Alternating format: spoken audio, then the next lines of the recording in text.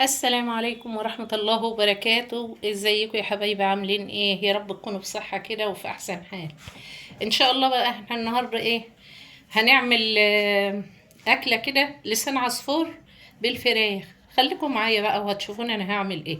طبعا انا جبت حلة فاضية، وجبت هنا نص كيلو بانيه، وكم بشرت كمان بصلتين، وجبت كيلو لسان عصفور.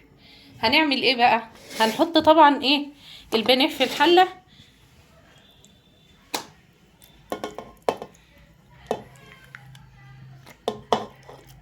طبعا انا هروح اعملها على البوتاجاز عشان انا ايه، البوتاجاز انا مولعاه جوه، فهروح اسويها اعملها عليه. انا كده حطيت البانيه، هحط عليه ورق لورا، وهنحط توابل الفراخ. هنحط شويه توابل كده للفراخ. هنحط شويه فلفل اسود، هنحط شويه بابريكا.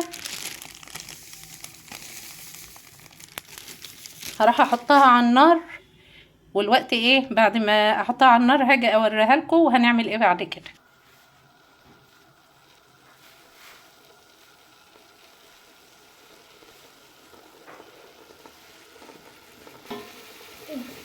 كده حطيناها على النار. وطبعا احنا ايه مش هنحط اي لا زيت ولا سمنه ولا اي حاجه الا لما تنشف الاول.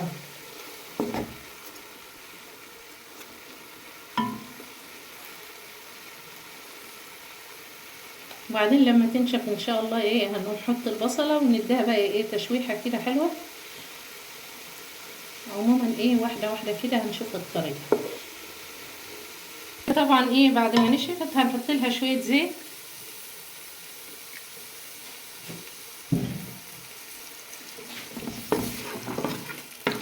وهنحط البصل لغايه ما ايه تصفر البصله كده. وبرضه هنشوف هنعمل ايه.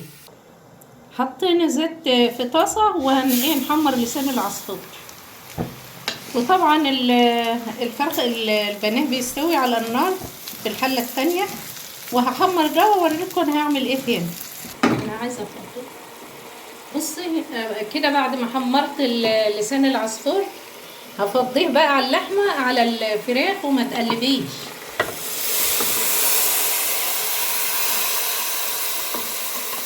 انت بس تسويه كده وخلاص. وهنحط عليه ايه شوربه، يعني ايه هنغطيه بس بالشوربه بعد ما ظبطنا الملح بتاعه الشوربه كده كأنك بتعملي رز.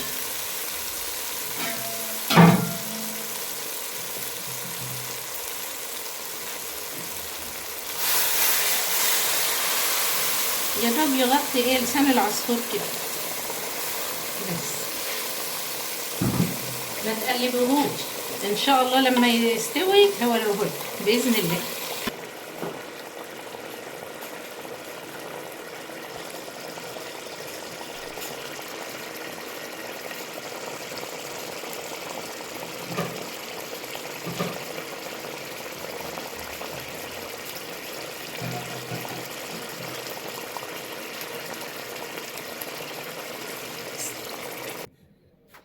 وكده يا حبايبي بعد ما طلعت لسان العصفور بالبانيه بطريقة مختلفة.